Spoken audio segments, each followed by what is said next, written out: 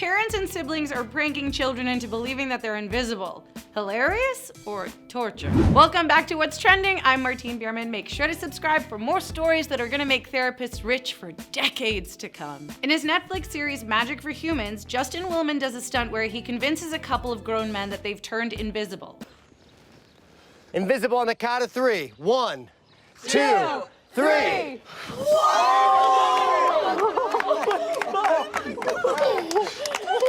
In order to pull this off, Willman successfully made another person disappear in front of the subject and then had a bunch of actors around to pretend not to see him. And he was convinced.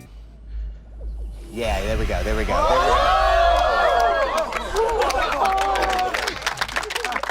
And that's great and all, super entertaining, but what happens when you do this kind of thing to a child? Well, people are finding out by doing a similar setup and pranking their unsuspecting young family members. Take a picture. They sit down next to me.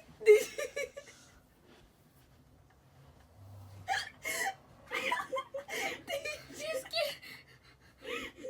Oh my god. What the?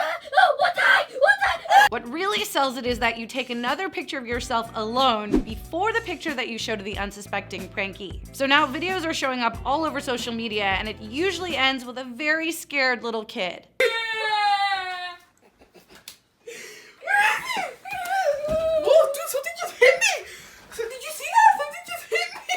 Oh my god! Because when you're a kid, the line between what's real and what's imagination is completely blurred. And that's one of the best parts of being a kid. Vlogger David Dobrik did it and got his entire family to make his little brother feel like he was going insane. Oh my god! Oh my god! Oh my god! Oh my god, the papers are moving! Oh my god! Pardon, if you're here, grab this from my hand! Oh!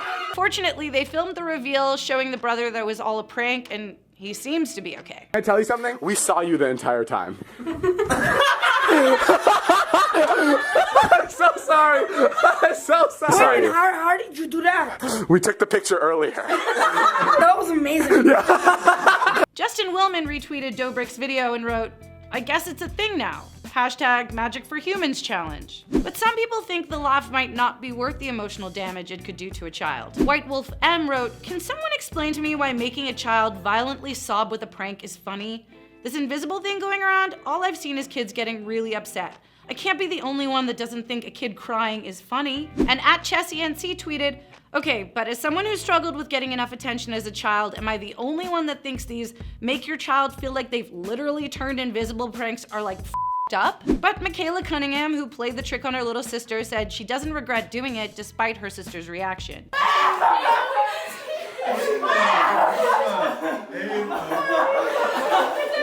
Yeah, no, duh, because they're sisters, and the whole point of being a sister is inflicting emotional harm on one another. She wrote, "After recovering, she was able to watch the video and laugh at the situation, thought it was funny, and then continued blowing her bubbles. She's not traumatized and quite all right."